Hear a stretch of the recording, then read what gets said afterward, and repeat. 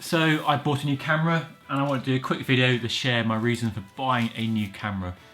Now I get lots of questions around how I photograph and how I film my bike reviews. I will do a separate video in the future on how I do those reviews, but for now I just want to share my brand new camera I bought with you. Some of you may find it interesting, some of you may not. I love bikes, I also love cameras, and cameras are very similar to bikes in that you can spend a lot of money on cameras. You can get obsessed with specs and one camera versus another camera. You spend a lot of time online reading reviews, comments and spec sheets for cameras. Something you can definitely obsess over, just like you can with bikes. So the camera I bought is the brand new Sony A7C. It's their most affordable and their smallest full frame mirrorless camera. Before this camera I've been using the Sony A6300, which I'm filming on now so I can't show you, but that's a camera I've been using for doing all my videos on my channel since I started back in March, April. I've had the camera for about a year, bought it second hand, bought some different lenses for it, and it's been a really good camera. Now the reason for using a Sony is because it's a compact, lightweight camera and mirrorless as well, which keeps the size down. Sony are renowned for having really good autofocus, and because I film mostly solo, put the camera on a tripod and then grab it away in front of the camera, having a good autofocus system is useful because I can't be on the other side to make sure it's focused on my face, not the trees behind me. So that's a key reason for using the Sony. The Sony also has a really sharp 4K image quality, and that's excellent for showing off bikes and other components in their best light. For the most part then, it is an excellent camera, and I happily recommend it to anybody in the market for a small and mirrorless hybrid photography and video camera. Really good image quality, small, compact and fairly affordable. And there are other A6000 series cameras to choose from, newer ones which are offering more features than this one.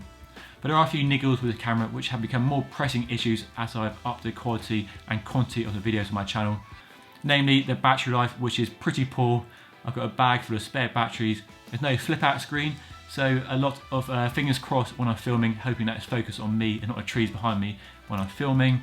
And the autofocus, as good as it is sometimes a little bit haphazard, so not the most reliable. I've had a few situations where I've had to redo shoots because the autofocus has gone a bit crazy. So to address all those flaws, hopefully, I bought a brand new Sony A7C released a few weeks ago, and this will be my main camera going forward for all my photography and all my videos here on my YouTube channel. And this will be my last video shot on my trusty A6300. I keep it as a backup, as a spare, but this is now my main camera of choice. So the improvements on the camera are mainly flip out screen. Look at that. So now when I put the camera on a tripod, I can see myself in the screen, make sure the framing is good, make sure I'm in focus, and that is something I've been really missing. So that is a big improvement. That should help me up the quality of my videos no end. So that flippy screen is a bonus.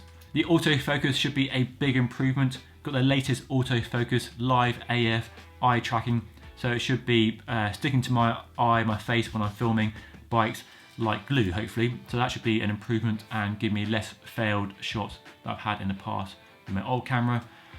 It's a full frame camera, which my old Sony is an APS-C, so a smaller sensor size. That's not a big issue for me. Lots of people tell you full frame is better, more depth of field and so on, but that's not the main reason for buying a camera. The flippy screen, the better autofocus, and a much bigger battery.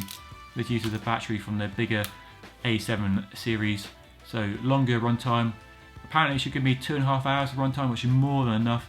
Probably buy a spare one, but that is a big improvement. And as well as that, I can run it via a USB-C connection on the side from a battery bank, so that's a useful feature. So flippy screen, good. Better autofocus, very good.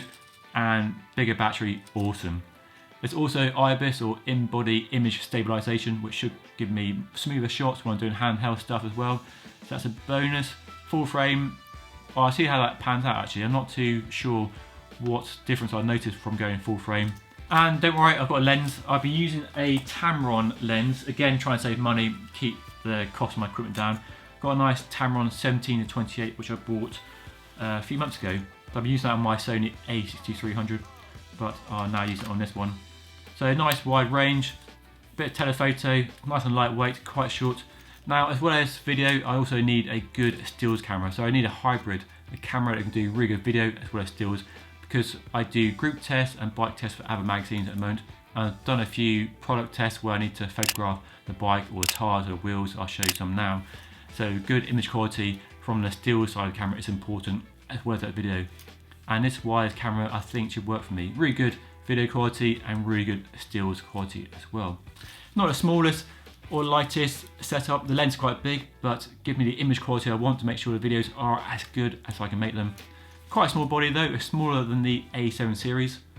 Pretty light in the hand, not nice big grip. So yeah, that is my camera setup going forward. There's loads of choice in the camera market at the moment. This sort of mid to high end mirrorless camera range is going through the roof at the moment. Some really exciting cameras. Sony have got the A7C, which looks amazing, but way out of my budget. There's Canon with the R5, R6. Panasonic with the Lumix S5, is it? That looks really good. But the autofocus, for me, that really nailed it for this one. And the flippy screen and some of the other features. There are a few issues. If you read any comments online or reviews, which you probably shouldn't, but I have done, lots of people moaning about the camera not being as forward thinking as it could have been from Sony. Got the old menu interface, which I don't mind. Missing a few dials on the front, which again I don't mind. I like a nice simple setup. I want the camera to do all the work, put it on a tripod, yabber away in front of it about a bike, and then get back to editing. So I will do a more in-depth video on how I film my reviews in the future, but for now I just want to share my new camera setup with you. Get your thoughts on this. Are you into cameras? Do you want to know more about cameras I use? Do you think the A7C is the best camera that I could have bought this year, or are there other cameras I should have bought? Let me know your thoughts if you're into cameras at all. But don't worry, normal bike service will be resuming soon, and I've got a review of that Bowman Palace 3 coming out soon, and a Moot coming out soon as well. Make sure you follow me on Instagram for more behind the scenes. That's all for now. I'll catch you in the next video. Thanks for watching.